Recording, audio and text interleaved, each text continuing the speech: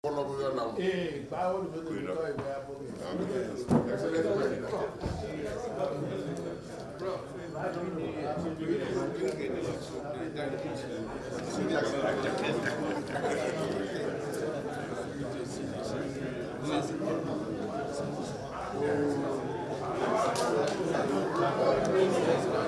formally make his remarks, our Governor, His Excellency, Distinguished Senator Diri'S. Shall we please put hands together for him? Thank you, Ebiavi. Your Excellency, our dear leader, our leaders and elders, the chairman of our local government caucuses here present, chairman of Ogbea and Kolokmo Pokuma local government here present.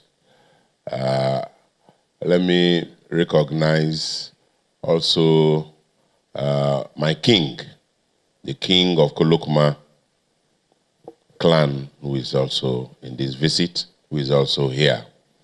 Very senior government officials in their numbers that are here as of the press. Aloha, aloha, igulua, igulua.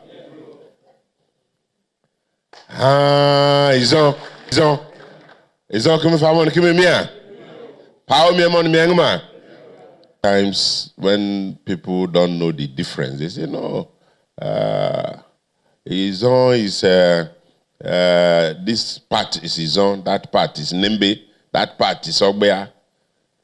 We are all Ijaw people. The president, as a statesman, a father, looked at situations in the state and came to the inescapable conclusion that the government of the day is doing well.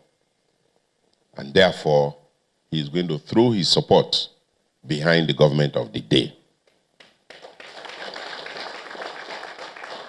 He did that, not secretly. He did that openly the day I visited him in his country home at Otuoke. And the whole world saw that the former president of this country has endorsed the candidature of the sitting governor. That is more than billions of naira. And so having secured that endorsement, we were very sure that no matter what happens, the only thing that can remove us from office would have been God. God, there is no other power more than God's own power. So we went into that battle, and the former president pulled all that he could to our support, and we came out victorious in that battle. So, Your Excellency, our people are here, your people are here to say thank you. We came here to say a big thank you.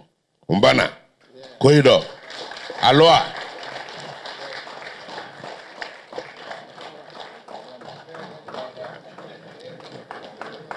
Thank you, sir. Thank you, sir. Thank you, sir. Clearly, our state is ready for investments.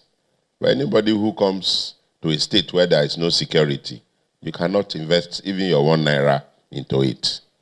So with the kind of peace and security we have, we are sure that our state is open for private investors to come in.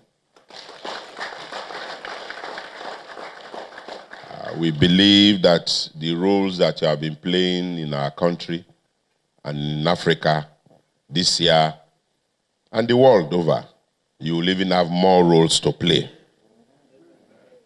to reconcile our people, to bring the people of Africa together.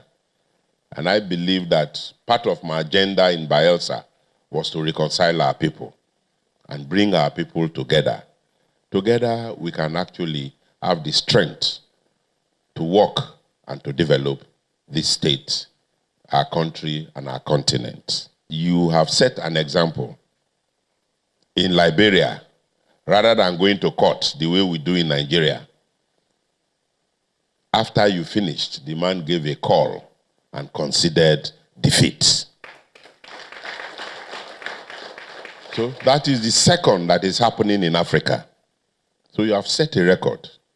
If Nigeria, that can happen, and you went there, and we heard that the man accepted without going to court, and is prepared to hand over to the new incoming president. We are very proud of you, sir. And politics is not the do or die affair. It's not to kill. It's not to maim. It's not to tell lies. You have set the example to move this country out of that. However, unfortunately, we still have very toxic politicians within our country who are still very interested in continuing with those toxic ways of politics. During the elections in Bielsa, we witnessed it. But because you were there, God was on our side, we were able to, this time, overwhelm and overcome those toxic politicians in our state. Now, rather than taking the path of honor, in an election that was very clear even to the blind mind, blind eyes, the same people are the people who rigged in their own one or two domains. Yet they are the people who are still taking us to tribunal and to court. Those are the kind of things I refer to as toxic politicians. Because if you see that somebody has won you clearly, you have no reason to go to court. It is only when somebody has manipulated the process and it's very glaring that you can actually take the legal option to see how you can redress some of those processes. But we are growing with what you have done. We are growing. I'm sure that Bielsa will become an electoral model, particularly for the President Tinubu's administration. And we'll continue to thank him for not doing those unwholesome acts that we used to know before his government, and allowing free, fair, transparent, and open elections in Bielsa. Very competitive election, and at the end of the day, the winner emerged. When I was a governor, he was one of my able commissioners. And he was handling the most strategic part of the most strategic sector, managing youths and sports. We're going through lengthy protocols, but let me sincerely appreciate members of the National Assembly, those who are serving and those who have served. Members of the State Executive Council, those who are serving and those who have served. And other very senior government functionaries. My king, His Royal Majesty, the king of Kolokuma. It was, when I was in office, we used to relate very well. My friends and others that are here with us.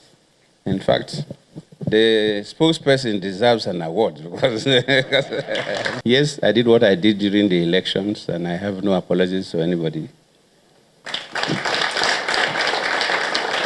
And I know that time when I came out very clearly, some people say, no, Mr. President, you should. I said, no.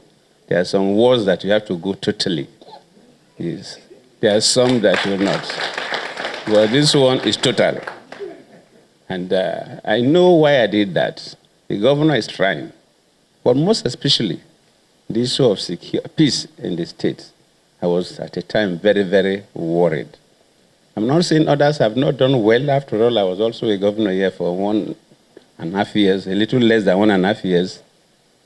I also had my challenges, but at least by the time he came on board, the excesses, especially in Inagua town here, where even in the broad daylight you see cult groups clashing and all kinds of stupid things happening, at least came down reasonably well.